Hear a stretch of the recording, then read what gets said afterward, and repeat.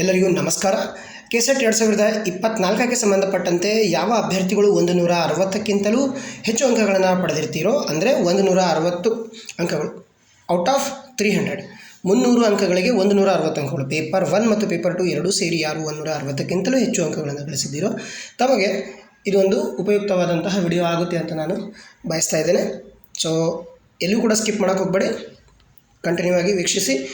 Without wasting the time we will look into the ಏನಪ್ಪ ಅಂತಂದರೆ, ಇವಾಗ ಕೆಸೆಟ್ನಿಂದ provisional key answers ಬಿಡುಗಡೆ ಮಾಡಿದ್ದಾರೆ. ಇನ್ನೇನು ಕೆಲವು ದಿನಗಳ ನಂತರ ಏನಾಗುತ್ತೆಪ್ಪ ಅಂತಂದರೆ ಫೈನಲ್ ಕೀ ಆನ್ಸರ್ಸ್ ಬಿಡುಗಡೆ ಆಗುತ್ತೆ.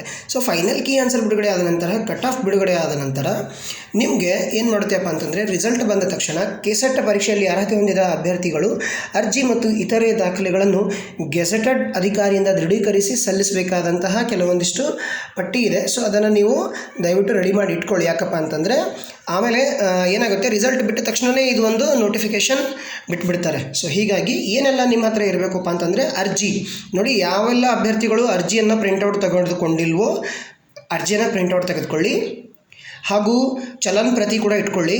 ಆಮೇಲೆ SSLC ಮಾರ್ಕ್ಸ್ ಕಾರ್ಡು ಅಂದರೆ 10th ಮಾರ್ಕ್ಸ್ ಕಾರ್ಡು, ಆಮೇಲೆ ಜಾತಿ ಆದಾಯ ಪ್ರಮಾಣ ಪತ್ರ, ವಿಶೇಷಚೇತನ ಅಭ್ಯರ್ಥಿಗಳಾಗಿದ್ದರೆ ಅದರದ್ದು ಕೂಡ ಪ್ರಮಾಣ ಪತ್ರ, ತೃತೀಯ ಲಿಂಗಿಗಳಾಗಿದ್ದರೆ ಅದರ ಪ್ರಮಾಣ ಪತ್ರ, ಆಮೇಲೆ ಅಂತಿಮ ವರ್ಷದ ಸ್ನಾತಕೋತ್ತರ ಪದವಿಯ ಪ್ರಮಾಣ ಪತ್ರ, ದೃಢೀಕೃತ ಅಂಕಪಟ್ಟಿ ಪ್ರತಿ ಇರಬೇಕು. ಆಮೇಲೆ ಪರೀಕ್ಷಾ ಪ್ರಮಾಣ ಪತ್ರ ಅಂದರೆ ರಿಸಲ್ಟ್ ಶೀಟ್ ಮತ್ತು ಸ್ನಾತಕೋತ್ತರ ಪದವಿಯ ಅಂಕಪಟ್ಟಿ.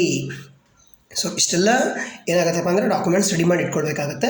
ಸೊ ಕೆಲವೊಂದು ಅಭ್ಯರ್ಥಿಗಳು ಅರ್ಜಿ ತೆಗೆದುಕೊಂಡಿರೋದಿಲ್ಲ. ಕೆಲವರು ಈಗ ನೋಡಿ, ಎಕ್ಸಾಮ್ ಟೈಮಲ್ಲಿ ಹಾಲ್ ಟಿಕೆಟೇ ತೆಗೆದುಕೊಳ್ಬೇಕಾದ್ರೆ ಎಷ್ಟೋ ಜನರಿಗೆ ಗೊಂದಲ ಆಗಿತ್ತು. ಹಾಲ್ ಟಿಕೆಟ್ ತೆಗೆದುಕೊಳ್ಬೇಕಾದ್ರೆ ಅಪ್ಲಿಕೇಶನ್ ಕಾಪಿನೇ ಇರಲಿಲ್ಲ. ಸೊ ಹೀಗಾಗಿ ರಿಸಲ್ಟ್ ಬಂದ ತಕ್ಷಣ ನಿಮಗೆ ಏನಾಗುತ್ತೆಪ್ಪ ಅಂತಂದರೆ ಈ ಎಲ್ಲ ದಾಖಲೆಗಳನ್ನು ರೆಡಿ ಮಾಡ್ಕೊಳ್ಳಿಕ್ಕೆ ತೊಂದರೆ ಆಗಬಹುದು.